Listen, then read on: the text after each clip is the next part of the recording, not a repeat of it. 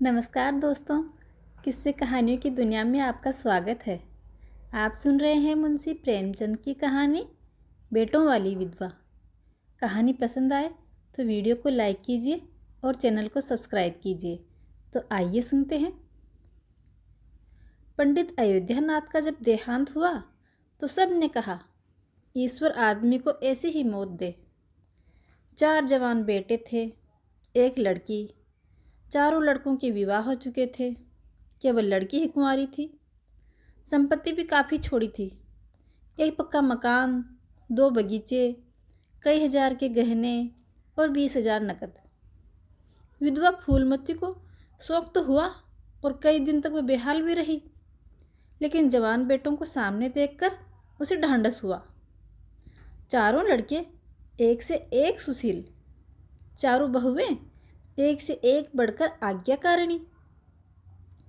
जब वह रात को लेटती तो चारों बारी बारी से उसके पांव दबाती। वह स्नान करके उठती तो उसकी साड़ी छांटती। सारा घर उसके इशारों पे चलता था।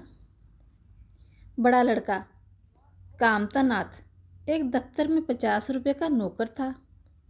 छोटा उमानाथ डॉक्टरी पास कर चुका था और कहीं औषधालय खोलने की फिराक में था। तीसरा दयानाथ बीए में फेल हो गया था और पत्रिकाओं में लेख लिखकर कुछ न कुछ कमा लेता था। चौथा सीतानाथ चारों में सबसे कुशाग्र और होनहार था और अब की साल ही बीए प्रथम श्रेणी से पास करके एमए की तैयारी में लगा हुआ था। किसी लड़के में वह दुर्व्यसन, वह छेलापन, वह लुटाऊपन न था जो माता पिता को जलाता या कुल मर्यादा को डुबोता हो। फूलमती घर की मालकिन थी। गो की कुंजियाँ बड़ी बहू के पास रहती थी। बुढ़िया में वह अधिकार प्रेम न था जो वृद्धजनों को कटु और कलहशील बना दिया करता है। किंतु उसकी इच्छा के बिना कोई बालक भी मिठाई तक नहीं मंगवा सकता था। संध्या हो गई थी। पंडित जी को मरे आज 12 दिन हो गए थे। कल 13वीं है। ब्रह्मभोज होगा। बिरादरी के लोग निमंत्रित होंगे। उसी की तैयारी हो रही थी। फूलमती अपनी कोठरी में बैठी सब देख रही थी। पल्लेदार बोरे में आटा ला के रख रहे थे, घी के टिन आ रहे थे, साग भाजी के टोकरे, शक्कर की बोरियां, दही के मटके सब ला के रखे जा रहे थे। महापात्र के लिए दान की चीज़ें लाई गई थी, बर्तन, कपड़े, पलंग, बिछावन, छाते, जूते, छड़ियाँ, लालटेन आदि। किंतु फूलमती को कोई भी चीज़ नहीं दिखाई गई। नियमानुसार ये सब सामान उसके पास आना चाहिए था। वह प्रत्येक वस्तु को देखती, उसे पसंद करती, उसकी मात्रा में कमी बेसी का फैसला करती, तब इन चीज़ों को भंडार गृह में रखना चाहिए था। क्योंकि उसे दिखाने की और उसकी राय लेने की ज़रूरत क्यों नहीं समझी जा रही आज? अच्छा, वह आटा 3 ही बोरी क्यों आया? उसने तो 5 बोरी के लिए कहा था। घी भी 5 ही कनस्तर, उसने तो 10 कनस्तर मंगवाए थे। इसी तरह साग भाजी, शक्कर, दही आदि में भी कमी की गई होगी। किसके हुक्म से आज ये काम हुआ? जब उसने एक बार तय कर दिया तब किसे उसको घटाने या बढ़ाने का अधिकार था? आज 40 बरस से घर के प्रत्येक मामले में फूलमती की बात सर्वमान्य थी। उसने 100 कहा तो 100 खर्च किए गए, 1 कहा तो 1। किसी ने मीन मेघ न निकाली। यहाँ तक कि पंडित अयोध्यानाथ भी उसकी इच्छा के विरुद्ध कुछ न करते थे, पर आज उसकी आंखों के सामने प्रत्यक्ष रूप से उसके हुक्म की उपेक्षा की जा रही है। इसे वह क्यों कर स्वीकार करती? कुछ देर तो वह जब्त किए बैठी रही, पर अंत में न रहा गया। स्वायत्त शासन उसका स्वभाव हो गया था। वह क्रोध से भरी हुई आई और कामतानाथ से बोली, क्या आटा 3 ही बोरी लाए? मैंने तो 5 बोरी लाने के लिए कहा था और घी भी 5 ही टिन मंगवाया।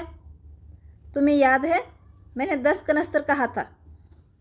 किफ़ायत को मैं बुरा नहीं समझती, लेकिन जिसने ये कुआं खोदा उसी की आत्मा पानी को तरसे, ये कितने लज्जा की बात है। कामतानाथ ने क्षमा याचना न की, अपनी भूल स्वीकार भी न की, लज्जित भी नहीं हुआ। 1 मिनट तो विद्रोही भाव में खड़ा रहा, फिर बोला, हम लोगों की सलाह 3 बोरियों की ही हुई और 3 बोरियों के लिए 5 टिन घी काफ़ी है। इसी हिसाब से दूसरी चीज़ों में भी कटौती की गई है। फूलमती उग्र होकर बोली, किसकी राय से आटा कम किया गया? हम लोगों की राय से। तो मेरी राय कोई चीज़ नहीं है? क्यों नहीं? लेकिन अपना हानि लाभ तो हम ही समझते हैं ना। फूलमती हक्का बक्का होकर उसका मुंह ताकने लगी। इस वाक्य का आशय उसके समझ में न आया। अपना हानि लाभ? अपने घर में हानि लाभ की जिम्मेदारी वह आप है। दूसरों को, चाहे वह उसके पेट के जन्मे पुत्र ही क्यों न हो, उसके कामों में हस्तक्षेप करने का अधिकार? यह लौंडा तो इस ठिडाई से जवाब दे रहा है मानो घर उसी का है, उसी ने मर के गृहस्थी जोड़ी हो। मैं तो गैर हूं, जरा इसकी हेकड़ी तो देखो। उसने तमतमाते हुए मुख से कहा, मेरे हानि लाभ के जिम्मेदार तुम नहीं हो। मुझे अख्तियार है, जो उचित समझूं वह करूं। अभी जाकर 2 बोरे आटा और 5 बोरे घी और लेके आओ। जो किसी ने मेरी बात काटी तो खबरदार। अपने विचार से उसने काफ़ी खिंचाई कर दी थी। शायद इतनी कठोरता आवश्यक भी न थी। उसे अपनी उग्रता पे थोड़ा खेद हुआ। लड़के ही तो हैं, समझे होंगे कुछ किफ़ायत करनी चाहिए। मुझसे इसलिए न पूछा होगा कि अम्मा तो खुद ही हर एक काम में किफ़ायत किया करती है। अगर उन्हें मालूम होता तो शायद ऐसा न करते। यद्यपि कामतानाथ अब भी उसी जगह खड़ा था और उसकी भाव भंगिमा से ऐसा ज्ञात न होता था कि इस आज्ञा का पालन करने के लिए वह बहुत उत्सुक नहीं है। पर फूलमती निश्चित होकर अपनी कोठरी में चली गई। इतनी खिंचाई पर कि किसी को इसकी अवज्ञा करने का सामर्थ्य हो सकता है, उसने ये नहीं सोचा। उसको लगा कि बेटे बात मान लेंगे। पर ज्यों ज्यों समय बीतने लगा, उस पर यह हकीकत खुलने लगी कि इस घर में अब उसकी वह हैसियत नहीं रही जो 10-12 दिन पहले थी। संबंधियों के यहाँ से नेवते में शक्कर, मिठाई, दही, अचार आदि आ रहे थे। बड़ी बहू इन वस्तुओं को स्वामिनी भाव से संभाल के रख रही थी। कोई भी उससे पूछता नहीं था। बिरादरी के लोग भी जो कुछ पूछते हैं कामतानाथ से या बड़ी बहू से। कामतानाथ कहाँ का बड़ा इंतजामकार है। रात दिन भंग पिए पड़ा रहता है, किसी तरह रो धो के दफ्तर चला जाता है। उसमें भी महीने में 15 दिन की छुट्टी कर देता है। वह तो कहो साहब पंडित जी का लिहाज करता है, नहीं तो अब तक कभी का निकाल दिया होता। और बड़ी बहू जैसी फूहड़ औरत भला इन बातों को क्या समझेगी। अपने कपड़े लत्ते तक तो जतन से रख नहीं सकती, चली है गृहस्थी चलाने। भद होगी और क्या, सब मिलके कुल की नाक कटवाएंगे। वक्त पर कोई ना कोई चीज़ कम हो जाएगी। इन कामों के लिए बड़ा अनुभव चाहिए। कोई चीज़ तो इतनी ज़्यादा बन जाएगी कि मारी मारी फिरेगी। कोई चीज़ इतनी कम बनेगी कि किसी एक की पत्तल में पहुंची और किसी के ना पहुंची। आखिर इन सबको हो क्या गया? अच्छा, बहू तिजोरी क्यों खोल रही है? वह मेरी आज्ञा के बिना तिजोरी खोलने वाली कौन होती है? कुंजी उसके पास है अवश्य, लेकिन जब तक मैं रुपए न निकालने को कहूँ तिजोरी नहीं खोलती। आज तो इस तरह खोल रही है मानो मैं कुछ हूँ ही नहीं। यह मुझसे न बर्दाश्त होगा। वह झमक कर उठी और बहू के पास जाके कठोर स्वर में बोली, तिजोरी क्यों खोलती हो बहू? मैंने तो खोलने को नहीं कहा। बड़ी बहू ने निसंकोच भाव से उत्तर दिया, बाजार से सामान आया है तो दाम तो न दिए जाएंगे क्या? कौन चीज़ किस भाव से आई है और कितनी आई है यह मुझे कुछ नहीं बताया। जब तक इसका हिसाब न होगा रुपए कैसे दिए जाएंगे? हिसाब किताब सब हो गया, किसने किया? अब मैं क्या जानूँ किसने किया? जाकर मर्दों से पूछो। मुझे हुक्म मिला, रुपए लाकर दे दो, रुपए लिए जाती हूँ। फूलमती खून का घूंट पी के रह गई। इस वक्त बिगड़ने का अवसर न था। घर में मेहमान, स्त्री पुरुष भरे हुए थे। अगर इस वक्त उसने लड़के को डांटा तो लोग यही कहेंगे कि इनके घर में पंडित जी के मरते ही फूट पड़ गई। दिल पे पत्थर रखकर फिर अपनी कोठरी में चली आई। जब मेहमान विदा हो जाएंगे तब वह एक एक की खबर लेगी। तब देखेगी कौन उसके सामने आता है और क्या कहता है। उसकी सारी चौकड़ी भुला देगी। किंतु कोठरी के एकांत में भी वह निश्चित न बैठी थी। सारी परिस्थितियों को गिद्ध की दृष्टि से देख रही थी। कहाँ सत्कार का कौन सा नियम भंग हो रहा है, कहाँ मर्यादाओं की उपेक्षा की जाती है। भोजन आरंभ हो गया। सारी बिरादरी एक साथ पंगत में बिठा दी गई। आंगन में मुश्किल से 200 आदमी बैठ सकते थे। ये 500 आदमी इतनी सी जगह में कैसे बैठ जाएंगे? क्या आदमी के ऊपर आदमी बिठाए जाएंगे?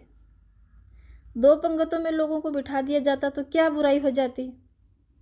यही तो होता कि 12 बजे की जगह भोजन 2 बजे समाप्त होता। मगर यहाँ तो सबको सोने की जल्दी पड़ी हुई है। किसी तरह ये बला सिर से टले और चैन से सोएं। लोग कितने सटक के बैठे हुए हैं, किसी को हिलने की भी जगह नहीं। पत्तल एक के ऊपर एक रखे हुए हैं। पूरियाँ ठंडी हो गई। लोग गर्मा गर्म मांग रहे हैं। मैदे की पूरियाँ ठंडी होकर चिमड़ी हो जाती हैं। इन्हें कौन खाएगा? रसोई को कड़ावा पर से न जाने को क्यों उठा दिया गया? यही सब बातें तो नाक कटवाती है। सहसा शोर मचा। तरकारी में नमक नहीं। बड़ी बहू जल्दी जल्दी नमक पीसने लगी। फूलमती क्रोध के मारे होठ चबा रही थी, पर इस अवसर पर मुंह न खोल सकती थी। बारीक नमक पीसा और पतलों पर डाला गया। इतने में फिर शोर मचा। पानी गर्म है, ठंडा पानी लाओ। ठंडे पानी का कोई प्रबंध किया ही न गया था। बर्फ़ भी न मंगवाई गई थी। आदमी को बाजार दौड़ाया गया, मगर बाजार में भी इतनी रात को कहाँ बर्फ़ मिलेगी। आदमी खाली हाथ ही लौट आया। मेहमानों को वही नल का गर्म पानी पीना पड़ा। फूलमती का बस चलता तो लड़कों के मुंह पे एक तमाचा लगा देती। उसके घर में कभी भी ऐसा न हुआ। इतनी बेइज्जती हो गई आज तो। उस पर सब मालिक बनने के लिए बैठे हुए हैं। बर्फ़ जैसी ज़रूरी चीज़ भी तो मंगवाने की उनको सुध न रही। सुधी कहाँ से रहे जब किसी को गप लड़ाने से फुर्सत मिले। मेहमान अपने दिल में क्या कहते होंगे? बिरादरी को भोजन देने चले हैं, घर में बर्फ़ भी नहीं है। अच्छा, फिर ये हलचल क्यों हो गई? अरे, लोग पंगत से फिर उठ गए। क्या मामला हो गया? फूलमती उदासीन न रह सकी। कोठरी से निकल के बरामदे में आ ही गई और कामता नाथ से पूछा, क्या बात हो गई लल्ला? लोग उठे क्यों जा रहे हैं? कामता ने कोई जवाब न दिया। वहाँ से खिसक गया। फूलमती झुंझला के रह गई। सहसा कहारिन मिली। फूलमती ने उससे भी यही प्रश्न किया। मालूम हुआ किसी के शोरबे में मरी हुई चूहिया निकल आई। फूलमती चित्रलिखित सी खड़ी रह गई। भीतर ऐसा उबाल उठा कि दीवार से सिर टकरा ले। अब आगे भोज का प्रबंध करने चले थे। इस फूहड़पन से इसकी कोई हद है? कितने आदमियों का धर्म का सत्यानाश कर दिया आज तो। फिर पंगत उठेगी नहीं तो क्या खाती ही रहेगी? आंखों से देखकर अपना धर्म कौन गंवाएगा? हाय, सारा किया धरा मिट्टी में मिल गया। सैकड़ों रुपए पे पानी फिर गया। बदनामी हुई सो अलग। मेहमान उठ चुके थे। पतलों पर खाना ज्यों का त्यों पड़ा हुआ था। चारों लड़के आंगन में लज्जित खड़े थे। एक दूसरे को इल्ज़ाम दे रहे थे। बड़ी बहू अपनी देवरानी पर बिगड़ रही थी। देवरानी सारा दोष कुमुद के सिर डाले देती थी और कुमुद खड़ी रो रही थी। उसी वक्त फूलमती झल्लाई हुई आई और आके बोली, मुंह में कालिक लगी कि नहीं, या अब भी कुछ कसर बाकी है? डूब मरो सबके सब जाके चुल्लू भर पानी में। शहर में कहीं मुंह दिखाने लायक रहे हो किसी लड़के ने जवाब न दिया। फूलमती और भी प्रचंड होकर बोली,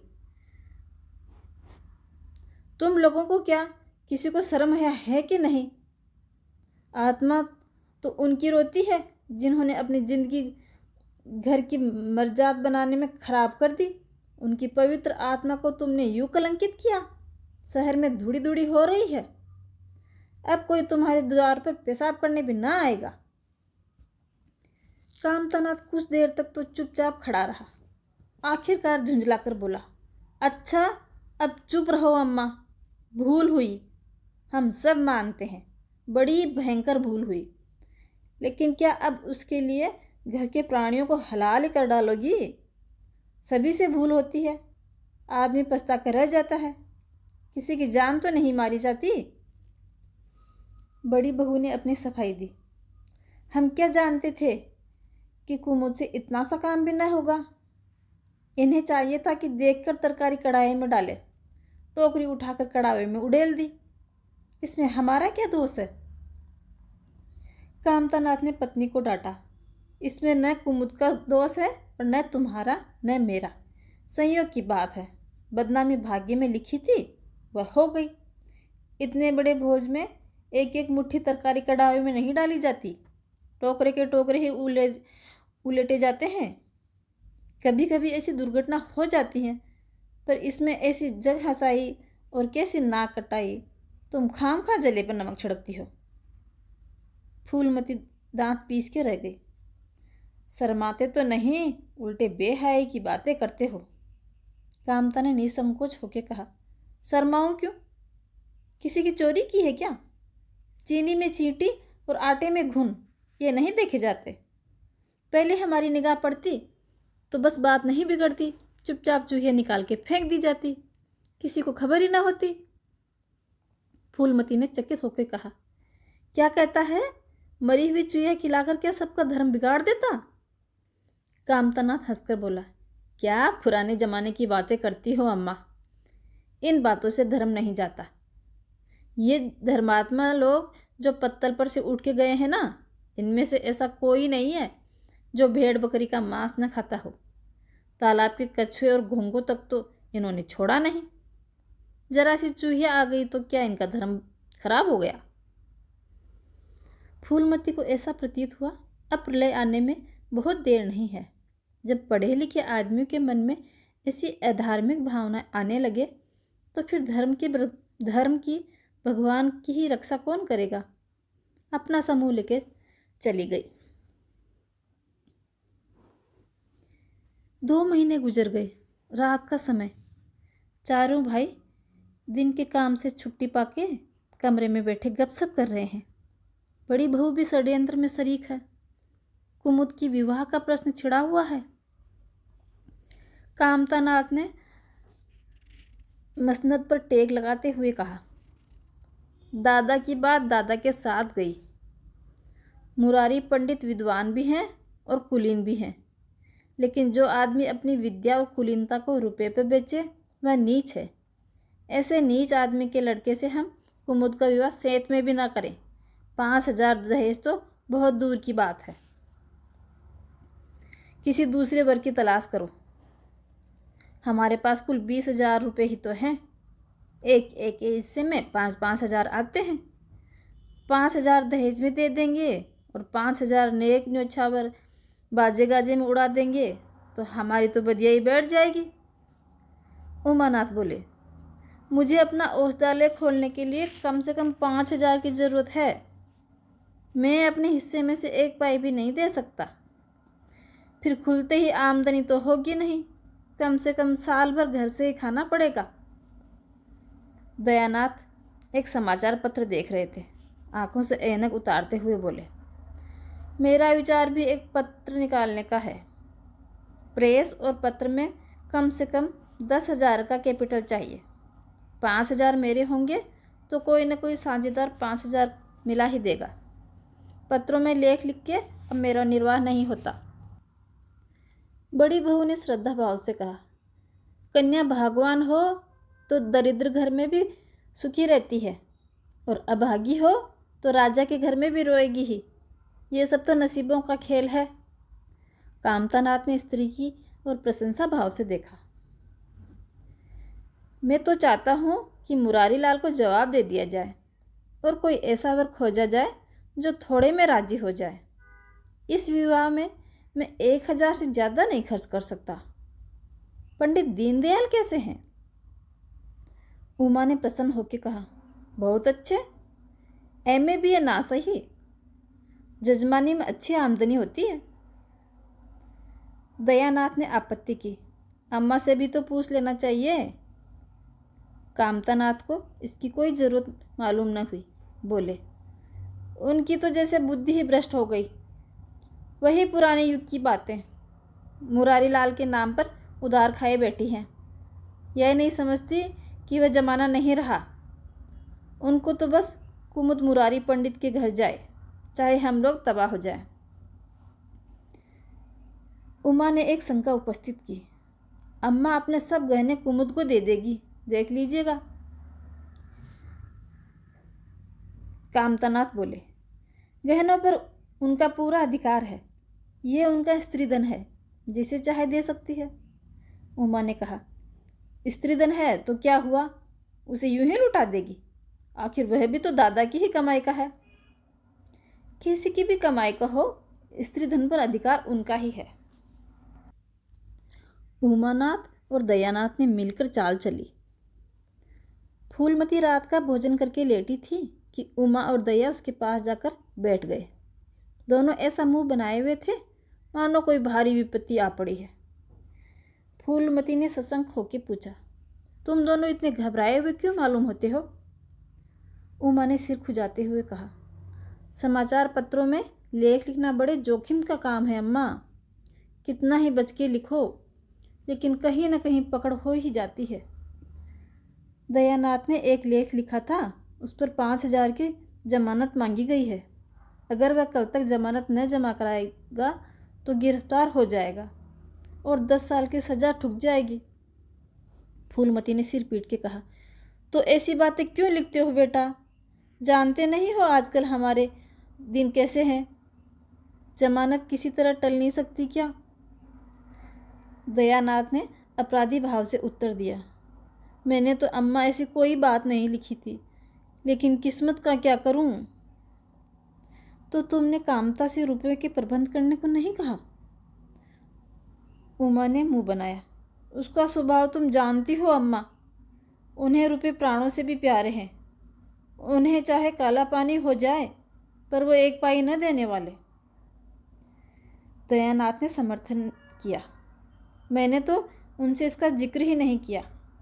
फूलमती ने 4 पैसे उठते हुए कहा, चलो मैं कहती हूँ, देगा कैसे नहीं? रुपए इसी दिन के लिए तो हैं, कहीं गाड़ के रखने के लिए थोड़ी ना है।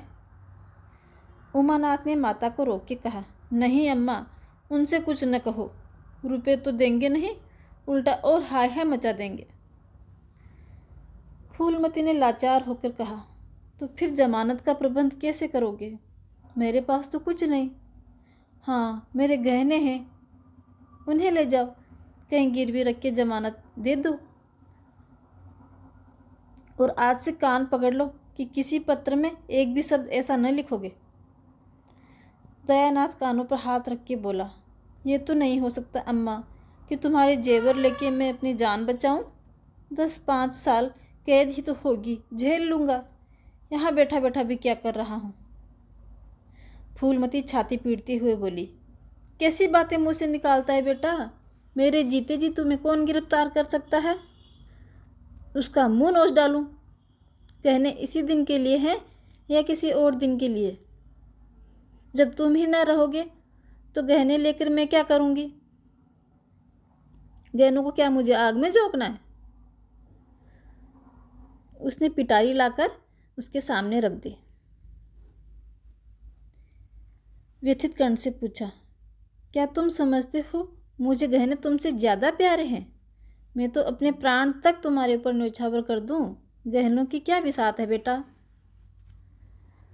उमानाथ ने मानो माता पर एहसान कर कहा, अब तो हमारे लिए कोई रास्ता ही नहीं रहा। दयानाथ, क्या हरज है, ले लो, मगर याद रखो ज्यों ही हाथ में रुपए आ जाएं, गहने छुड़वाने पड़ेंगे। दोनों ने जैसे बड़े धर्म संकट में पड़ के गहनों की पिटारी संभाली और चलते बने। 3 महीने और गुजर गए।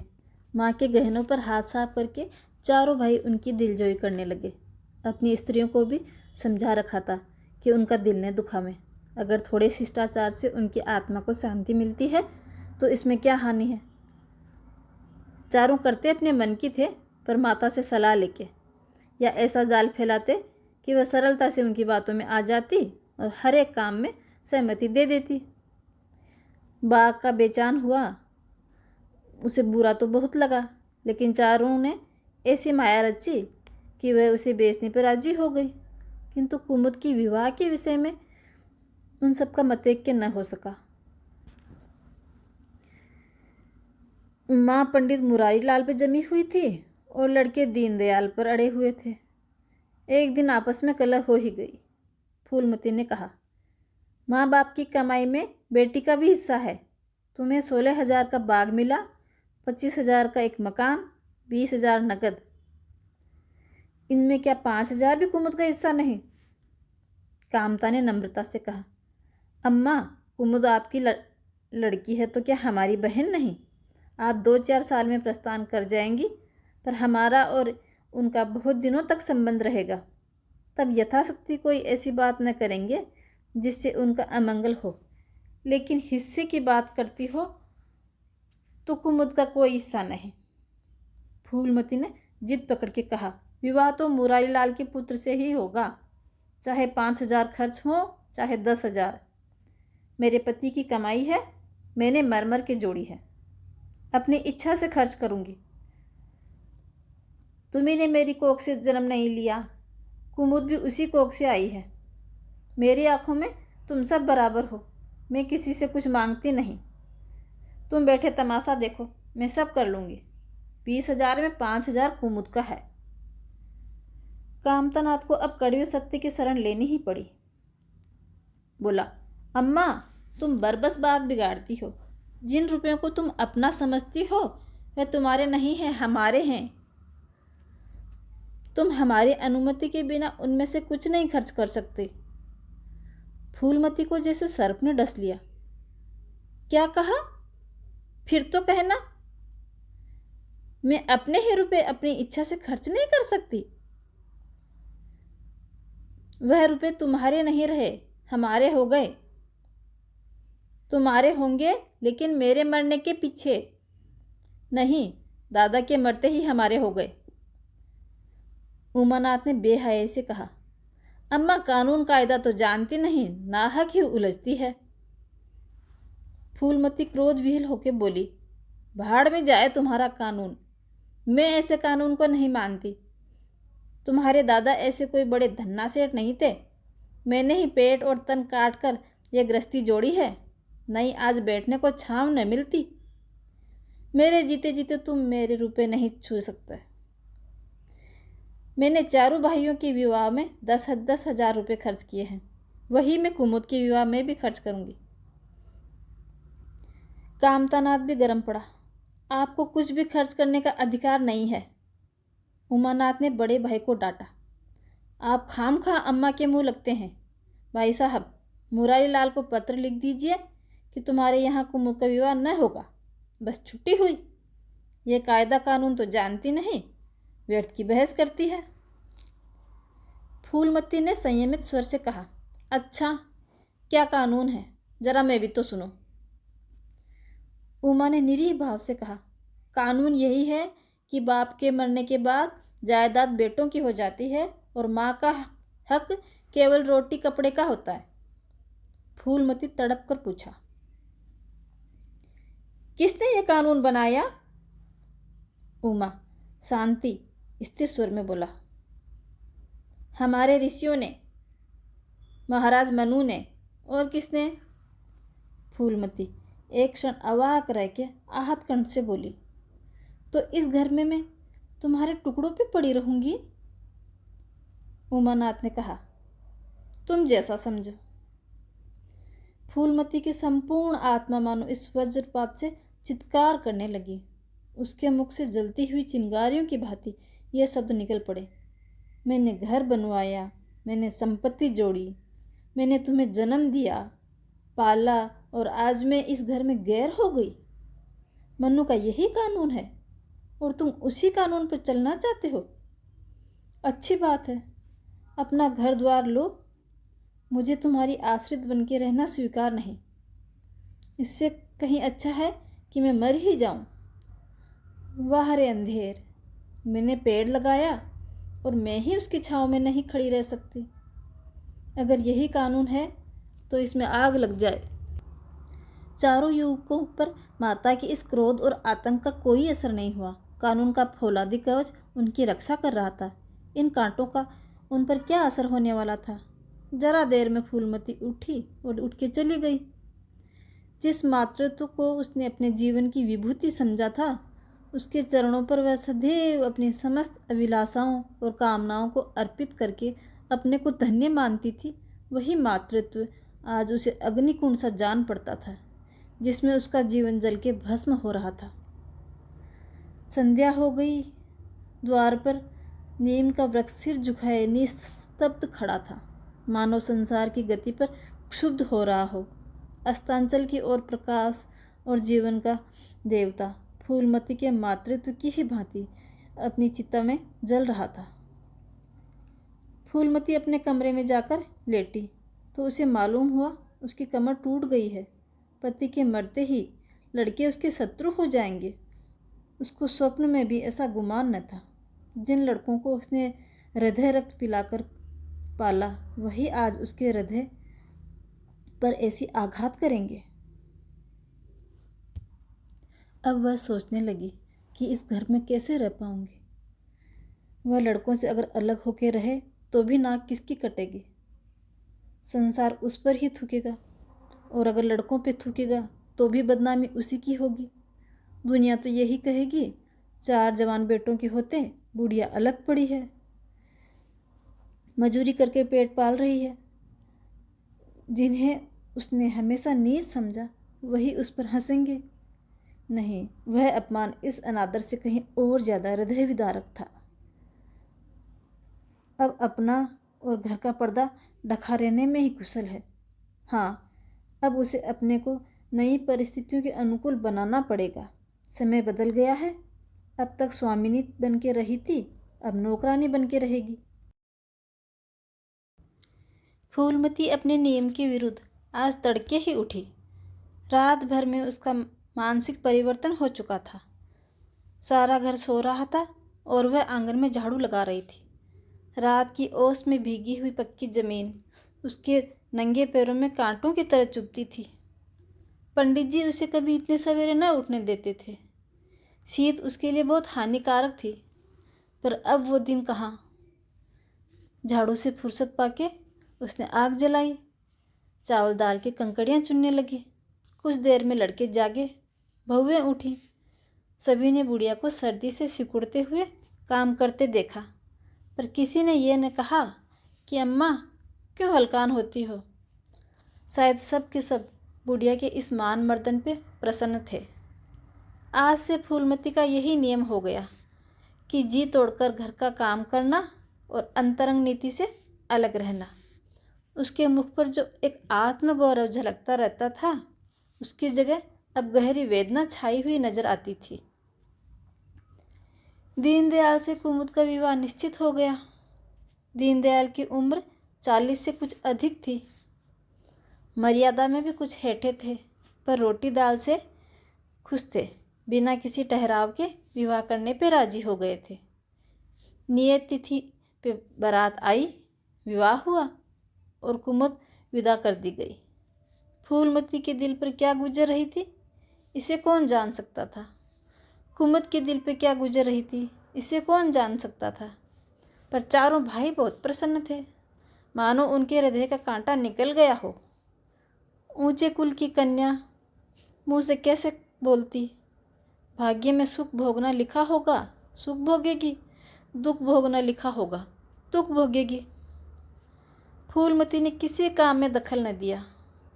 कुमुद को क्या दिया गया, मेहमानों का कैसा सत्कार किया गया, किसके यहाँ से न्योते में क्या आया, किसी बात से उसे कोई सरोकार न था। उससे कोई सलाह ली भी गई तो उसने यही कहा, बेटा तुम्हें जो ठीक लगे वह करो।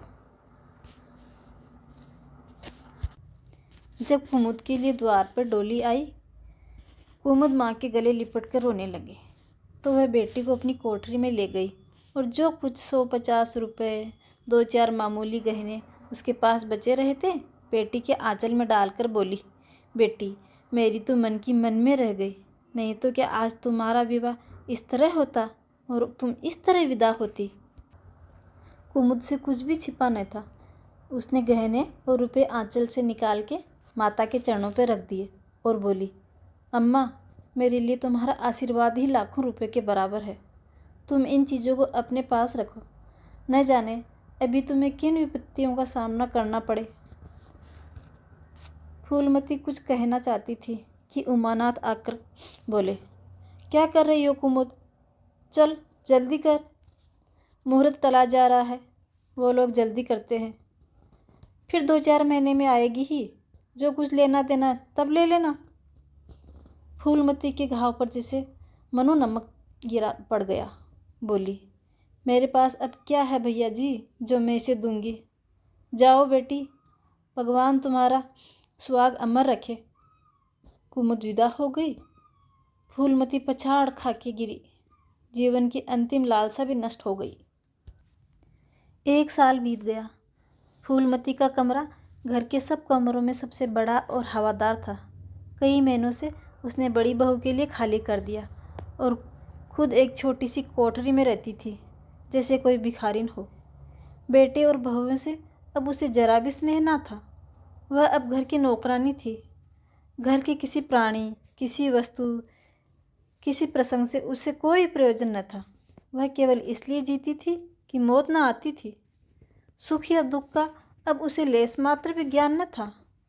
उमानाथ का औषधालय खोला, मित्रों की दावत हुई, नाच तमाशे हुए। दयानाथ का प्रेस खुला, फिर जलसा हुआ। सीतानाथ को वजीफा मिला, विलायत गया, फिर उत्सव हुआ। कामतानाथ के बड़े लड़के का यज्ञोपवीत संस्कार हुआ, फिर धूमधाम हुई। लेकिन फूलमती के मुख पर आनंद की छाया तक न आई। कामतानाथ टाइफाइड में महीने भर बीमार रहा और मर के उठा। दयानाथ ने अब की अपनी पत्र का प्रचार करने के लिए वास्तव में ही आपत्तिजनक लेख लिख डाला और 6 महीने की सजा पाई। उमानाथ ने एक फौजदारी के मामले में रिश्वत ली और गलत रिपोर्ट लिखी। उसकी भी सनद छीन ली गई, पर फूलमती के चेहरे पर रंज की परछाई तक न पड़ी। उसके जीवन में अब कोई आशा, कोई दिलचस्पी, कोई चिंता न थी। बस पशुओं की तरह काम करना और खाना, यही उसकी ज़िंदगी के 2 काम थे। जानवर मारने से काम करता था, पर खाता मन से था। फूलमती बेकहे काम करती थी, पर खाती थी विष के कोर की तरह। सावन की झड़ी लगी हुई थी, मलेरिया फैल रहा था। घर की महरी बीमार पड़ी थी। फूलमती ने घर के सारे बर्तन मांजे, पानी में भीग भीग कर सारा घर का काम किया, फिर आग जलाई और चूल्हे पर पतीलियाँ चढ़ा दी। लड़कों को समय पे भोजन जो खिलाना था।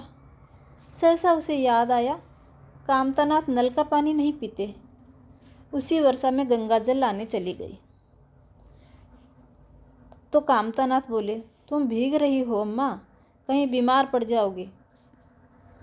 फूलमती निर्मम भाव से बोली, मैं बीमार न पड़ूंगी, मुझे भगवान ने अमर कर दिया। उमानाथ भी वहीं बैठा था। उसके औषधालय में कुछ आमदनी न होती थी, इसलिए बहुत चिंतित रहता था। भाई भाउज की मुँह देखी करता रहता था।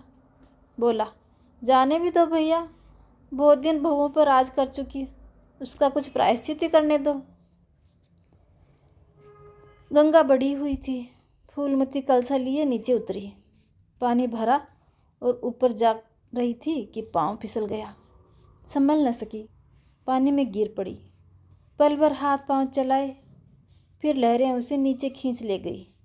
किनारे पर 2-4 पंडे चिल्ला रहे थे, अरे दौड़ो बुढ़िया डूब गई, दौड़ो कोई बचाओ बुढ़िया डूब गई। दो चार आदमी दौड़े भी, लेकिन फूलमती लहरों में समा गई थी। एक ने पूछा, ये कौन बुढ़िया थी? अरे वही पंडित अयोध्यानाथ की विधवा है। अयोध्यानाथ तो बड़े आदमी थे। हाँ थे तो, पर इसके भाग्य में ठोकर खाना ही लिखा था। उनके तो कई लड़के बड़े बड़े हैं और सब कमाते हैं।